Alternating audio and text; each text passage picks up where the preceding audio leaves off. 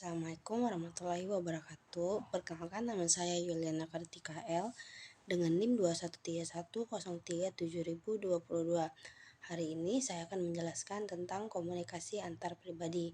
Baiklah, untuk mempersingkat waktu, saya akan menjelaskan apa pengertian dari komunikasi antar pribadi. Seperti yang kita ketahui, komunikasi antar pribadi atau komunikasi interpersonal adalah komunikasi yang terjadi antara dua orang atau lebih yang biasanya tidak diatur secara formal. Dalam komunikasi interpersonal, setiap partisipan menggunakan semua elemen dari proses komunikasi. Nah, komunikasi antar pribadi ini mempunyai unsurnya sebagai berikut. Yang pertama ada komunikator. Komunikator itu pihak yang bertindak sebagai pengirim pesan dalam proses komunikasi. Terus yang kedua ada pesan atau informasi. Itu merupakan keseluruhan apa yang disampaikan oleh komunikator. Nah, yang ketiga adalah sarana komunikasi atau channel yang dapat disebut sebagai media yang digunakan sebagai penyalur pesan dalam sebuah komunikasi. Itu bisa seperti email, surat, atau lainnya. Yang keempat adalah komunikan. Komunikan adalah sebutan orang yang menerima pesan atau berita yang disampaikan oleh komunikator.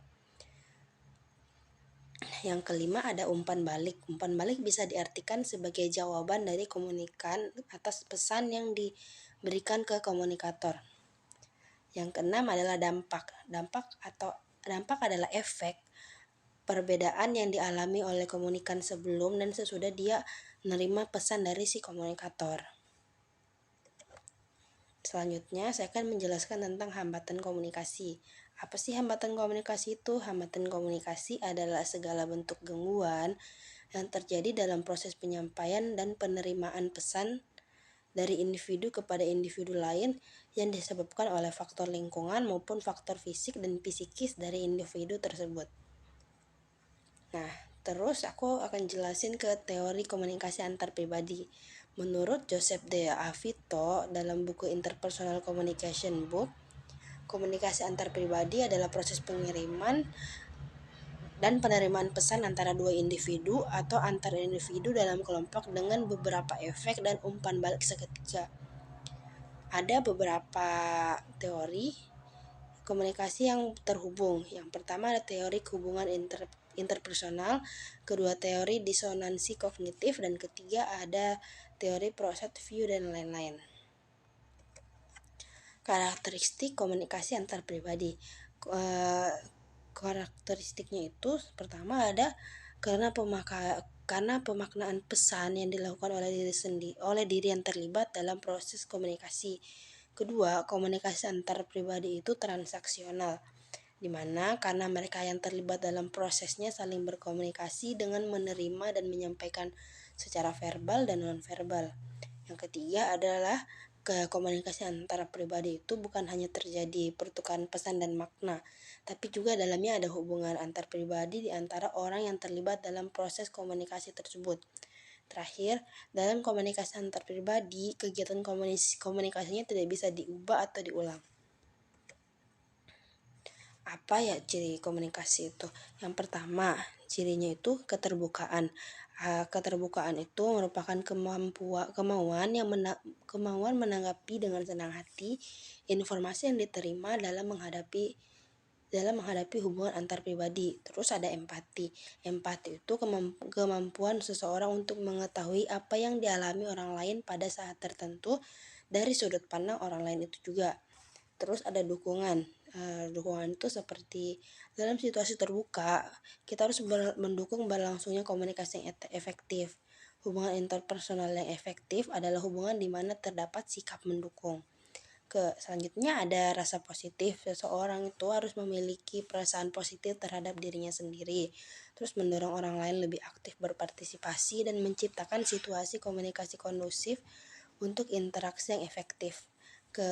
Selanjutnya ada kesetaraan. Komunikasi antar pribadi yang efektif bila suasananya setara, artinya ada pengakuan bahwa kedua pihak menghargai, berguna, dan mempunyai sesuatu untuk disumbangkan.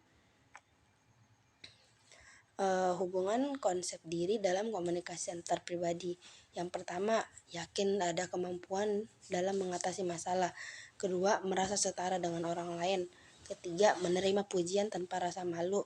Keempat, menyadari bahwa setiap orang mempunyai berbagai perasaan, keinginan, dan perilaku yang tidak seluruhnya disetujui oleh masyarakat. Kelima, mampu memperbaiki dirinya karena ia sanggup mengungkapkan aspek kepribadian yang tidak disenangi dan berusaha mengubahnya.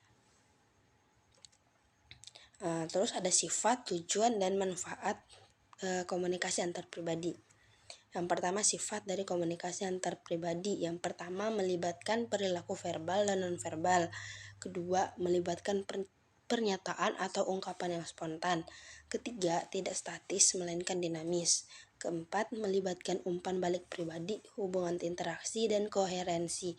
Kelima, dipandu oleh aturan yang bersifat intrinsik dan ekstrinsik. Keenam, merupakan suatu kegiatan dan tindakan.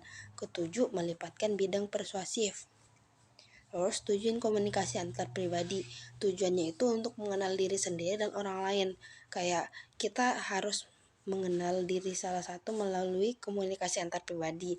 Komunikasi antar pribadi memberikan kesempatan bagi kita untuk memperbincangkan diri kita sendiri dengan membicarakan tentang diri kita sendiri pada orang lain. Jadi orang lain tuh lebih mengenal kita. Terus peran dan manfaat komunikasi antar pribadi. Menurut Johnson nih, dia nunjukin beberapa peranan yang disumbangkan oleh komunikasi antar pribadi dalam rangka menciptakan kebahagiaan hidup manusia. Yang pertama, komunikasi antar pribadi membantu perkembangan intelektual dan sosial kita. Yang kedua, identitas atau jati diri kita terbentuk dalam dan lewat komunikasi dengan orang lain.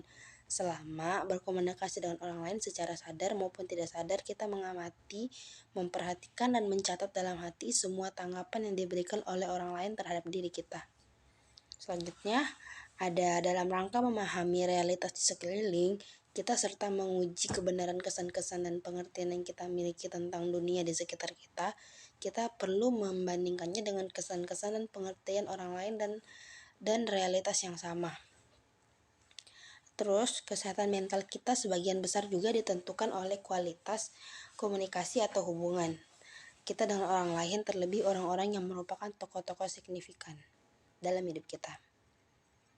Jenis-jenis komunikasi antar pribadi, yang pertama ada perkenalan, kedua persahabatan, keakraban, suami istri, dan terakhir adalah orang tua dan anak. Oke, itu aja penjelasan dari saya. Lebih dan kurangnya mohon dimaafkan. Terima kasih.